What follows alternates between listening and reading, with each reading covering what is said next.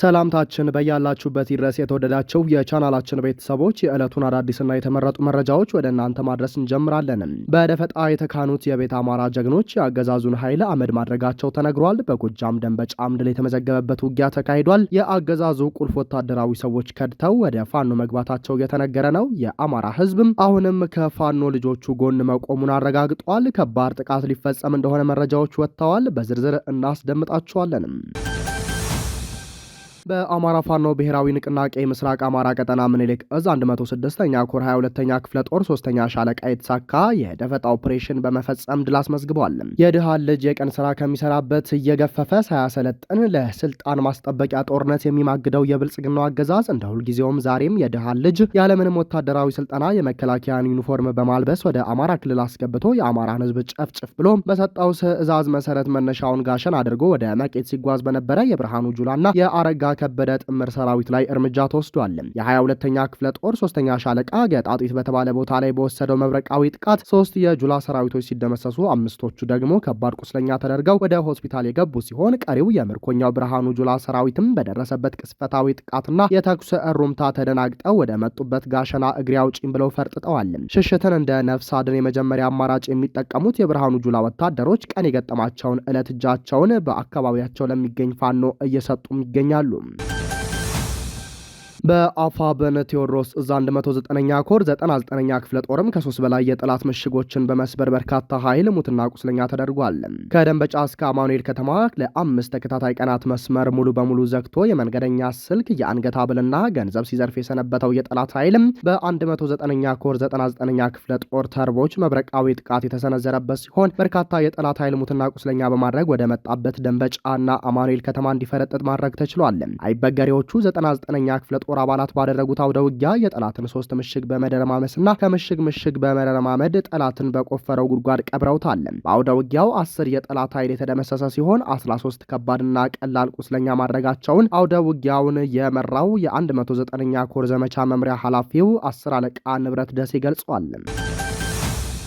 የአማራ ፋኖ የትጥቅ ትግል ያለበትን ወቅታዊ ሁኔታ በማስመልከት ለህብረተሰቡ ሰፊ ግንዛቤ ሰጥቷል። የአማራ ፋኖ ብሔራዊ ንቅናቄ ቴዎድሮስ እዝ 201ኛ ኮር 64ኛ ክፍለ ጦር በእናማይ ወረዳ ዴንሳ ነቆራና ሸበል በረንታ ወረዳ አራጤ ቀበሌ ሰፊ የህዝብ ውይይቶችን አካሂዷል። በውይይት መድረኩ ስለ አማራ ህዝብ የትጥቅ ትግል የተነሱ ሲሆንም በዚህ ሰዓት የአማራ የትጥቅ ትግል ከአራቱም አቅጣጫ የተውጣጡ ጠንካራ መሪዎችን መርጦ ወደ አንድ መምጣቱን በማስረዳት ድርጅቱ ከትላንቱ ዛሬ የተሻለ ደረጃ ላይ መድረሱን ብዙ ዋጋ የተከፈለበትና የተደከመበት የአማራ ህዝብ የትጥቅ ትግል ህዝቦች አሉ የሚላቸውን የትኛውም አይነት ጥያቄዎችን ለማስመለስ የአማራ ህዝብ አንድ ሆኖ መታገል እንዳለበት በስብሰባ መድረኩ ሰፊ ግንዛቤ ተሰጥቷል። የአማራ ህዝብ ትግል ከፍ ያለ ደረጃ መድረሱን የአብይ አህመድ አረመኔያዊ አገዛዝ በአማራ ህዝብ ላይ ያካሄደ ያለውንም የዘር ማጥፋት ወንጀል ለማስቆምና የአማራ ህዝብ ከተደቀነበት የህልውና አደጋ ለመመከት ህዝባችን ዛሬም ከትላንቱ የተሻለ ተሳትፎ ማድረግ እንዳለበት ህዝቡ በፋይናንስም በመረጃና መሰል ጉዳዮችን ዛሬም እንደ ትላንቱ ከፋኖ አባላቱ ጎን በመሆን እንዳለበት በስብሰባ መድረኩ ለተገኙ የህብረተሰብ ክፍል በክፍለ ጦሩ አመራሮችና በወረዳ ጊዜያዊ መንግስት አመራሮች ሰፊ ግንዛቤ መስጠቱን የቴዎድሮስ እዝ 201ኛ ኮርም 64ኛ ክፍለ ጦር ህዝብ ግንኙነት ኃላፊ ፋኖ ይበልጣል ጌቴ ያሳውቋል።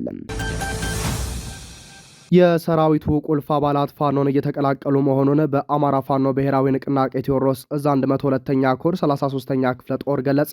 በኢትዮጵያ ፖለቲካዊ ምህዳር ውስጥ የአገዛዙ የሰላም ግንብ እየተናደ መሆኑን የሚያሳብቁ ክህደቶች ሳይሆኑ የወገንተኝነት ጥሪዎች ከየክፍለ ጦሩ ግንባር እየተሰሙ ነው ብሏል። ክፍለ ጦሩ ከምስራቅ እዝ 302ኛ ኮር 76ኛ ክፍለ ጦር የወጡ መረጃዎች እንደሚያመለክቱት የሰራዊቱ ቁልፍ መኮንኖች አፈሙዛቸውን ወደ ህዝባቸው ከማዞር ይልቅ የነጻነት ታጋዮችን መቀላቀልን መርጠዋል።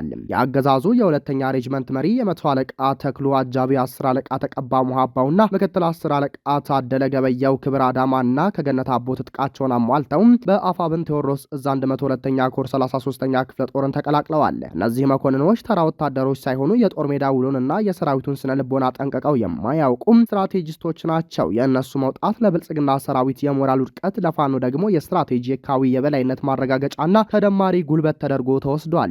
ፋኖን የተቀላቀሉት አመራሮች የሰጡት ምስክርነት የአገዛዙን ውስጣዊ ዝገት ፍንትው አድርጎ የሚያሳይ ነው። ወታደሮቹ በቁጭት እንደተናገሩት ሰራዊቱ ከህዝቡ ጋር የመዋጋት ፍላጎት የለውም። አገዛዙ ህዝብን የመጠበቅ ኃላፊነቱን ወደ ጎን በመተው በዘረፋና በሀብት ማከማቸት ላይ ተጠምዷል ብለዋል። ይህ ንግግር የብልጽግና አስተዳደር የቆመበት መሰረት እየተሸረሸረ መሆኑንና ሰራዊቱ በቅርቡ በጅምላ አፈሙዙን ወደ አገዛዙ በማዞር በህዝባዊ ወገንተኝነቱ እንደሚሰለፍ የሚያሳይ ነው። እነዚህ ከአገዛዙ የወጡ ወታደሮች እንዳጋለጡት አገዛዙ በህይወት ያለው በራሱ ጥንካሬ ሳይሆንም መክዳት የሚፈልገውን ሰራዊት አጥር ሆነው በያዙ የአካባቢው ተወላጅ ሚሊሾች አማካኝነት ነው። እነዚህ ሚሊሾች የገዛ ወንድሞቻቸውን እየጨፈጨፉ የአገዛዙን ዕድሜ እያራዘሙ መሆኑን በመጥቀስም የታሪክ ተጠያቂነት እንዳይመጣባቸው የመጨረሻ ማስጠንቀቂያ አስተላልፈዋል።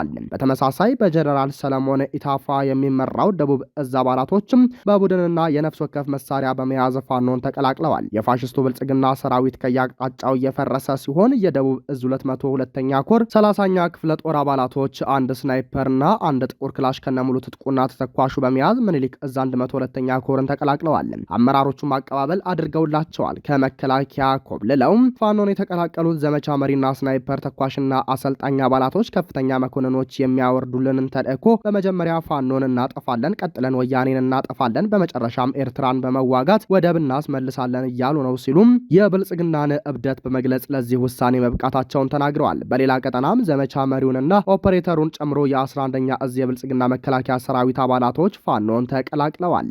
በጀነራል አድማሱ አለሙና ጀነራል ዘውዱ ሰጣርጌ የሚመራው 11ኛ እዝ 203ኛ ኮር 83ኛ ክፍለ ጦር የሻለቃ ዘመቻውንና ኦፐሬተሩን ጨምሮ መቶ አዛዡንና የሻለቃ ስታፍ ጠርናፊው በአጠቃላይ 4 አባላቶችም ከነሙሉ ትጥቃቸው ምኒልክ እዝ ልዩ ዘመቻን ተቀላቅለዋል።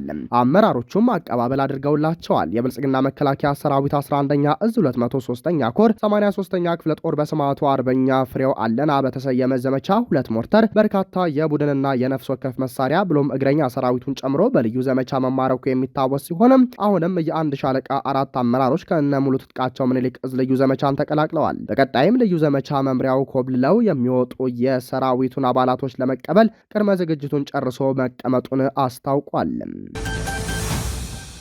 የአሜሪካ ፕሬዝዳንት ዶናልድ ትራምፕ ዛሬ ኢራን እጅግ በኃይለኛው ትመታለች ሲሉ ከዚህ ቀደም ኢላማ ያልነበሩ የቴህራን ባለስልጣናት ላይ ጥቃት ሊፈጸም እንደሚችል ገለጹ። ፕሬዝዳንቱ ትሩዝ ሶሻል በተባለው የማህበራዊ ሚዲያ ገጻቸው ባሰፈሩ ጽሑፍ የኢራኑ ፕሬዝዳንት ማሱድ ፔስኪያሽኪን በሰዓታት በፊት ያደረጉት ንግግርን ጠቅሰዋል።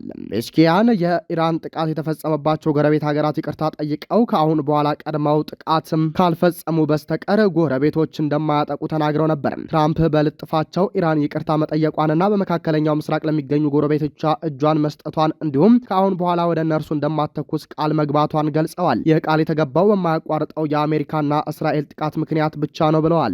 ኢራን የመካከለኛው ምስራቅ ሀገራት እንደማታጠቃ ብትናገርም ወደ ጎረቤቶቿ የሚደርሱት ጥቃቶች ሙሉ በሙሉ አልቆሙም። በዱባይ ዓለም አቀፍ አየር ማረፊያ አቅራቢያ የድሮን ጥቃት መፈጸሙን የሚያመላክት መረጃ የወጣ ሲሆን ኳታርም የተወነጨፈባትን ሚሳኤል ማክሸፏን ገልጻለች። ትራምፕ በማህበራዊ ሚዲያ ገጻቸው ባሰፈሩ ጽሑፍ ዛሬ ኢራን እጅግ በኃይለኛው ትመታለች ብለዋል።